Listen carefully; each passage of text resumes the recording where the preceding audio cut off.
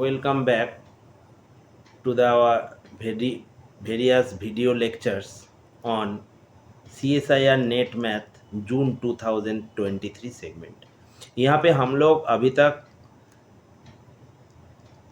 काफ़ी सारे प्रॉब्लम्स कर लिए हैं और आगे भी करेंगे, जो कि अप्लाइड मैथ्स और स्टैटिस्टिक्स से जुड़ा हुआ इजी क्वेश्चन, उसको पहले हम एक एक करके करेंगे।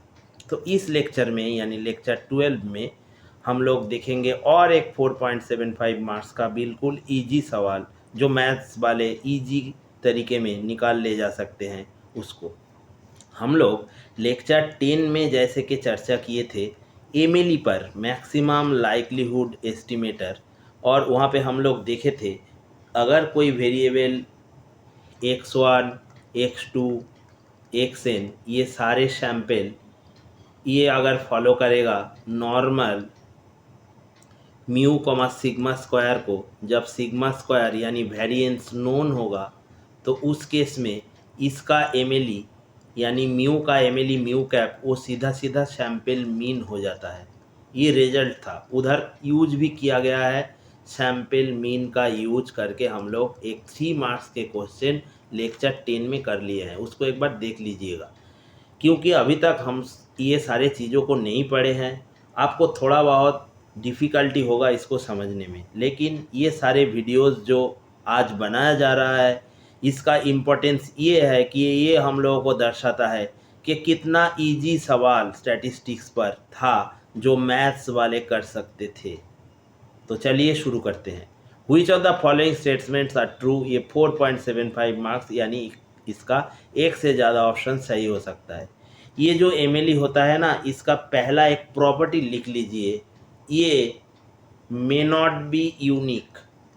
MLE may not be unique यानी मैक्सिमम लाइक्लीहुड फंक्शन यूनिक नहीं होता। जैसे हम क्लासिकल मैकेनिक्स में भी देखे थे लैग्रेंजियन फंक्शन एल यूनिक नहीं होता, इधर जो एल होता है उसको हम लोग कहते हैं लाइक्लीहुड फंक्शन। स्टैटिस्टिक्स में ये अलग सा एल है, लाइक्लीहुड फंक्शन।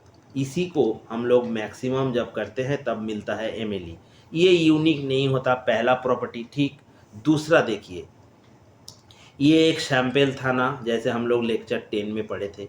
101 आप मानिए किसी भी जगह गए और 10 बच्चों पर जो कि 1 साल के उम्र से लेकर 10 साल के थे उसके ऊपर एक सर्वे किए। ठीक, ये सर्वे इस बात के ऊपर थे कि कोविड-19 जब आया था तब उस दौरान बच्चे में उसका क्या असर पड़ा था। क्या वो घर में रहते हुए बोर तो नहीं हो गए थे, क्या वो बाहर आने के लिए तड़प तो नहीं रहे थे। तो अब जब सर्वे आप लोग करेंगे तो क्या ये हो सकता है 1 से 8 यानी 8 साल के जो बच्चे हैं उसके ऊपर ना किया जाए और आप बोल देंगे मैंने 1 से 10 तक सभी के ऊपर कर लिया है? नहीं। तो बिल्कुल ये बात समझ लीजिए, x1 से शुरू करके x2 x10 तक जो सैंपल हम लोग उठाते हैं उस सैंपल में उस इलाका जहाँ से आप सर्वे कर रहे हैं वहाँ से 1 से 10 साल के हर एक बच्चे के हर एक इन्फॉर्मेशन आपके पास होगा। यानी जो ये सैंपल है, ये सैंपल x1 से शुरू करके इन जनरल हम लोग xn तक लेते हैं, जो ये ऊपर डाला हुआ है। ये कहते हैं इसको फाइनाइट साइज सैंपल, क्योंकि अंत में या तो 10 या 12 या 100 ऐसा ही कुछ होगा। ठीक है, तो फाइनाइट साइज सैंपल ये हमेशा क्या था, वो सारे बच्चे जो 1 से 10 साल के अंदर है उसके बारे में नहीं हमको बताएगा, ज़रूर बताएगा। इसलिए इसके पास ये सारे डिस्ट्रीब्यूशन मान के चलिए नॉर्मल, ये सारे नॉर्मल के डिस्ट्रीब्यूशन नॉर्मल को फॉलो कर रहा है, तब इसके बारे में सारे इन्फॉर्मेशन नॉर्मल डिस्ट्रीब्यूशन के होंगे। तो इसलिए गिवन सैंपल जो होता है ना, ऑलवेज एक सफिशिएंट स्टैटिस्टिक्स होता है। अब ये सफिशिएंट स्टैटिस्टिक्स के डिटेल्स चर्चा हम लोग बाद में करेंगे जब स्टैटिस्टिकल इन्फरेंस 1 हम लोग पढ़ेंगे। ये बहुत बात के चैप्टर है लेकिन बहुत इजी सवाल यहाँ से उठाया गया था। ठीक, तो सैंपल ऑलवेज सफिशिएंट होते हैं। ठीक, और ये सैंपल का कोई फंक्शन अगर 1 फंक्शन बन गया ना, जैसे आप पढ़े हैं ना y=x लाइन को मान के चलिए, यहाँ पे y=x लाइन, ये क्यों 1 है? क्योंकि अगर आप लोग एक्स एक्सिस के पैरेलल लाइन खींचेंगे तो इस कार्व यानी y equal to X curve को एटमोस्ट 1 या तो नहीं करेगा या करेगा तो इंटरसेक्ट एटमोस्ट 1 पॉइंट पे करेगा, तब ये 1 1 फंक्शन बन जाता। तो देखिए सैंपल ऑलवेज सफिशिएंट होता है और उसका 1 1 फंक्शन सफिशिएंट होगा। ठीक है, तो क्या लिख सकते हैं 1 1 रिजल्ट 2। एक पहला वाला रिजल्ट ये था ना एमएलई यूनिक नहीं है। दूसरा रिजल्ट पे आइए 1 1 function of sufficient statistic is always sufficient. Clear, ये बहुत ही फेमस एंड इम्पॉर्टेंट रिजल्ट है। तो ये एक रिजल्ट आप लोगों को काम में आने वाला है। ठीक है, और एक काम कीजिए, अब देखते हैं तीसरा रिजल्ट जो कि कंप्लीट स्टैटिस्टिक्स पर है। कंप्लीट स्टैटिस्टिक्स ये एक दूसरा आइडिया है जो सफिशिएंट से बिल्कुल अलग है।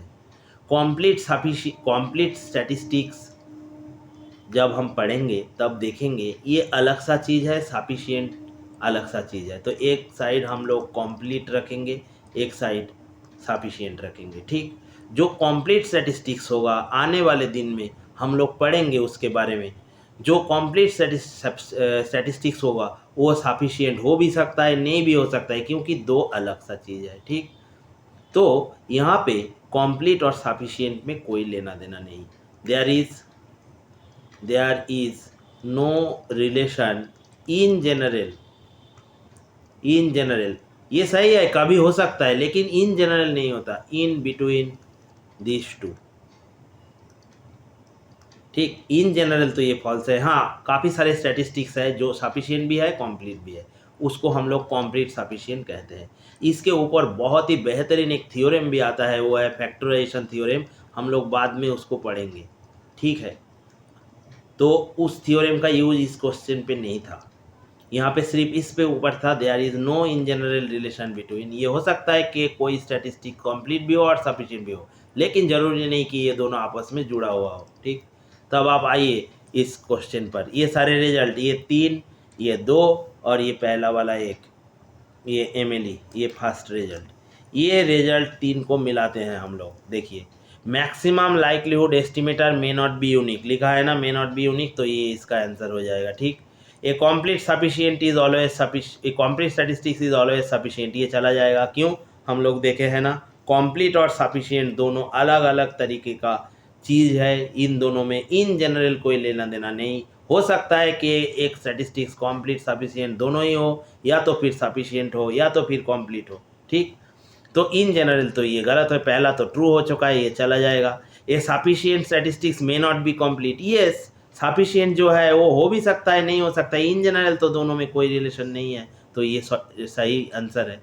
और नीचे आइए, any function of sufficient statistics is always sufficient. यहाँ पे देखिए एनी फंक्शन डाला हुआ है और रिजल्ट क्या कह रहा है 1 1 होगा था तो ये ट्रू हो जाता, 1 1 तो नहीं दिया हुआ है तो ये भी चला जाएगा। यानी इसका सीधा 4.75 वाला ऑप्शन 1 और 3 सही था, बाकी के गलत थे।